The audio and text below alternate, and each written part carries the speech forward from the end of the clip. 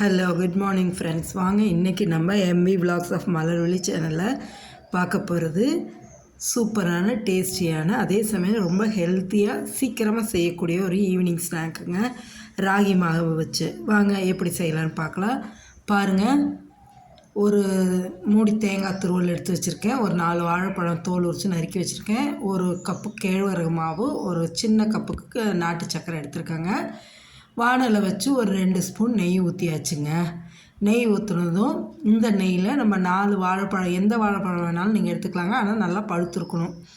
பீசஸாக கட் பண்ணி வச்சுருக்க பழத்தை எடுத்து போட்டு மீடியம் ஃப்ளேம்லேயே வச்சு பொறுமையாக அந்த நெய்யில் வதக்கி எடுங்க.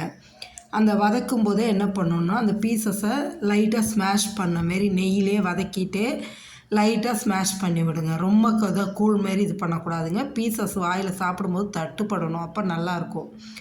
அதுக்காக இப்படி ஸ்மாஷ் பண்ண மாரி அப்படியே மசிச்சா மாரியே வச்சு கிளறி விடுங்க. கிளறிட்டே நம்ம இப்போ தேங்காய் துருவல் துருவி வச்சுருக்கோம் இல்லைங்களா, அதை எடுத்து இதில் போட்டுருங்க. போட்டு அதையும் இதிலேயே நல்லா வதக்கி எடுங்க. நெய்யோடையே இந்த வாழைப்பழமும் தேங்காய் துருவலையும் வதக்கி எடுங்க.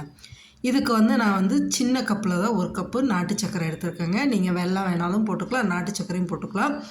எனக்கு மாடரேட்டான ஸ்வீட் வேணும்னுங்காட்டிக்கு இந்த அளவு போடுறேன். நீங்கள் அதிகமாக வேணும்னா இன்னும் கொஞ்சம் கூட போட்டுக்கலாம்.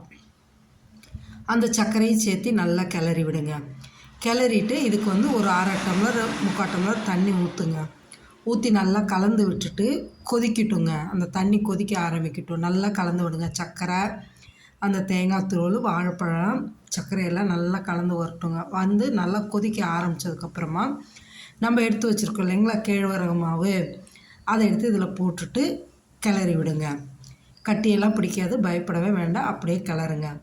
ரொம்ப சிம்பிளுங்க, சீக்கிரமாக செஞ்சிடலாம். அதே சமயம் ஹெல்த்தியும் கூட. கேழ்வரகு மாவு குழந்தைங்க அந்த கலரை பார்த்தாவே சாப்பிட மாட்டேன்னு சில குழந்தைங்களாம் இது பண்ணுவாங்க. அவங்களுக்கெல்லாம் இந்த மாதிரி செஞ்சு கொடுங்க, வேண்டாங்காமல் சாப்பிடுவாங்க. நல்லா கிளறிடுங்க. இப்போ அடுப்பு ஆஃப் பண்ணிவிடுங்க. ஆஃப் பண்ணி வானல் எடுத்து வச்சு கீழே நல்லா அமுத்தி கிளறிட்டு இது ஒரு பிளேட்டுக்கு ட்ரான்ஸ்ஃபர் பண்ணிடுங்க. ட்ரான்ஸ்ஃபர் பண்ணி நல்லா ஆறட்டுங்க. ஆறுனதுக்கப்புறமா பாருங்கள், இந்த அளவு ஆறிட்டு சின்ன சின்ன உருண்டையாக உருட்டிக்கலாம். நம்மளுக்கு வேணுங்கிற சைஸ்க்கு உருட்டி எடுத்துகிட்டு வாழை இலையை எடுத்து கழுவி நறுக்கி வச்சுருக்கேங்க. இந்த வாழை இலையில் ஒரு உருண்டையாக எடுத்து வச்சு கையில் நெய் இல்லாட்டி எண்ணெயை தொட்டுட்டு லேசாக மெலிசாக தட்டி விடுங்க. நல்லா பரத்தி விட்டுறலாம். நல்லா மெலிசாக தட்டிட்டு அப்படியே மூடி வச்சுருங்க. அந்த இலையோடு சேர்த்து மூடணும்.